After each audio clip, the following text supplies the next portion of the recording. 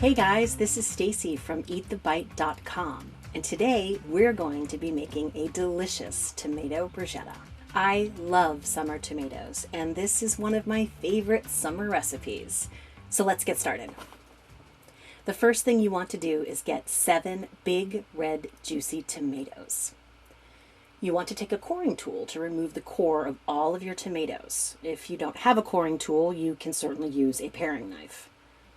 After you wipe your area clean, we need to slice all the tomatoes in half. The next step is to remove all the pulp and juice out of the tomatoes. I found the easiest way to do this is just by using your hands. Make sure you have an extra bowl to hold all the juice and pulp. There's a lot of it. There will definitely be a very big mess at the end, and you will also have tomato fingers. Our next step is going to be dicing all the tomatoes into small pieces, like you see here. Once you've diced all your tomatoes, you want to put them into a large bowl. This is a big batch of bruschetta, so you want to make sure your bowl is big enough since we'll also be adding other ingredients to it. Next, we'll need to get some white vinegar and add about 1/4 cup along with a good pinch of salt and fresh ground pepper. Pepper from a shaker is fine too, don't worry. I like to let my tomatoes soak in the vinegar for about 10 minutes before adding the rest of the ingredients. So once you've added the vinegar, salt, and pepper, just give the mixture a little toss around the bowl to make sure everything is mixed together well.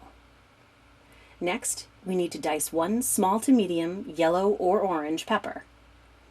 And I do dice these slightly smaller than I dice the tomatoes.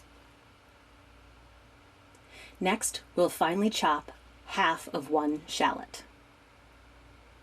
Then we'll need 1 roasted red pepper. This I use straight out of a jar. And you want to chop this up into small pieces as well. Now we're ready to assemble the rest of the bruschetta mixture. We'll add our chopped orange pepper, our finely diced shallot, and our roasted red pepper to the tomato bowl. We'll give the ingredients a good toss around the bowl so everything is incorporated.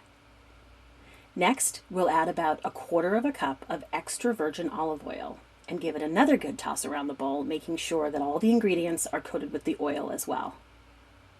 Now we're finished making the tomato mixture, so it's time to slice some fresh Italian bread and some basil. I like to stack my basil leaves one on top of the other. Then I roll them up and run my knife through the basil to create a beautiful shredded basil. It's a really nice touch to slice the basil using this method, and it makes the dish look even better. All right, let's get that fried bread going. You want the oil hot enough so that when you drop the bread in, it starts sizzling and cooking right away. These cook pretty fast, so in about 2 to 3 minutes they'll be ready to turn, and then they'll be ready 2 to 3 minutes after that. So keep a close eye on them. And now it's time to plate this gorgeous bruschetta and dig in. It's really just such a delicious, tangy, crunchy experience for your mouth, and I highly recommend it. That's all for now. It's time to eat the bite, guys. Thanks for tuning in. You can print this recipe from my website at www.eatthebite.com. And if you liked this video, it would be great if you could subscribe to my YouTube channel as well. Thanks again.